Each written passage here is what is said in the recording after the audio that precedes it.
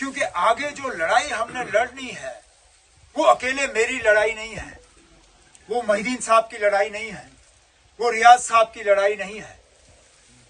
अगर हमने जम्मू कश्मीर के साथ जो जुल्म हुआ है अगर हमने दुरुस्त करना है, उसका फायदा सिर्फ मुझे नहीं होगा, उसका फायदा यहाँ पे हम जो सामने आपके खड़े हैं उनको नहीं होगा, उसका फायदा यहाँ जम्मू कश्मीर के हर बाशिंदे को होगा।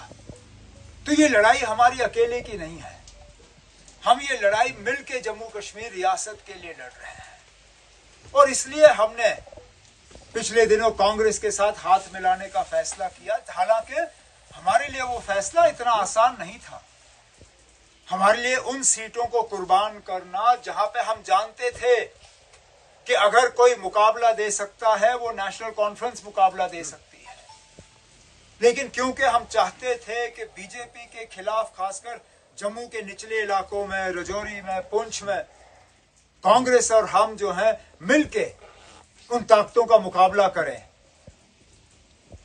तभी हमने जाके यहां पे कुछ सीटें जो है नेशनल कॉन्फ्रेंस की जोली से निकाल के कांग्रेस की जोली में डाल दी है।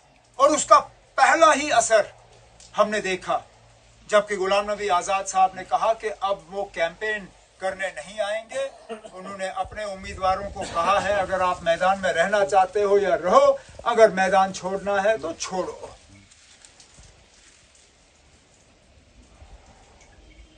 मुश्किलात हमने बहुत देखे। रियाज साहब ने अपनी तकरीर में उनके तरफ इशारा किया, इशारा क्या, खुल के कहा, यहां पकड़ दकड़ रही, गिरफ्तारियां रही, बिना किसी वजह नौजवानों को तंग किया गया, सताया गया, मुख्तलिफ कानून उनके खिलाफ इस्तेमाल किए गए, यहाँ के हमारे लोकल जेल जब भरे तो फिर नौजवानों को जम्मू कश्मीर से बाहर जेलों में रखने का काम उन्होंने शुरू किया। अंधाधुंध पीएसए का इस्तेमाल हुआ। नेशनल कॉन्फ्रेंस के मंशूर में, अब इससे शायद रियाज साहब के कामकाज में थोड़ा सा फर्क आएगा, लेकिन हमने अपने मंशूर में वादा किया है कि नेशनल कॉन्फ्रेंस की हुकूमत आई तो हम जम्मू कश्मीर से पीएसए का कानून जो है हटा देंगे,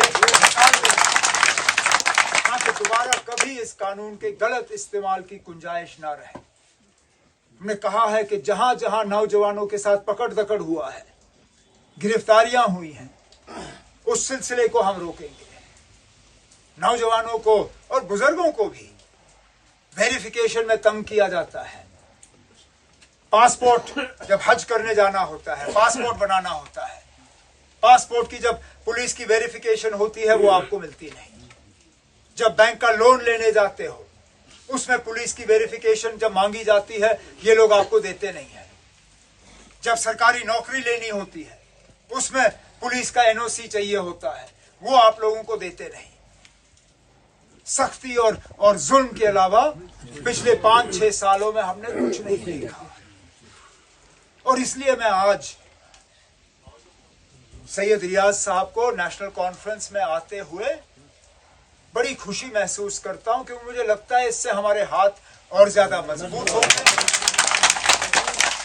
हम अपना पैगाम, अपना मंशूर, क्योंकि इलेक्शन जो है ठीक है, एक तरफ से आप उम्मीदवार का चेहरा देखते हो, एक तरफ से आप तंजीम का निशान देखते हो, लेकिन उसके साथ साथ ये भी देखना जरूरी है कि तंजीम आखिरकार अगर हुकूमत में आती है तो उस हुकूमत का इस्तेमाल किस तरह करेगी। और इसलिए मैं आप सब साथियों से गुजारिश करूं कि मेहरबानी करके आप हमारा मंशूर देखिए, देखें कि हमने क्या लोगों के सामने रखा है, किस तरह हमने सिर्फ सियासी बातें नहीं की। हम वो लोग नहीं हैं जो आपसे कहेंगे ना आप भूखे मरो, लेकिन हम सियासी बात ही करेंगे।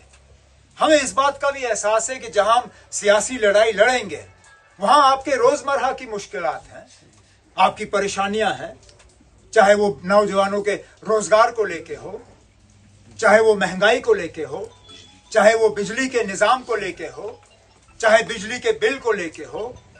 जिस तरह पानी के बिल आज इनकी कोशिश है कि घर घर पहुंचाए, उसको लेके हो, जिस तरह हमारे window pension, old age pension, social welfare की स्कीम है, एक एक करके इन्होंने तहस नहस की।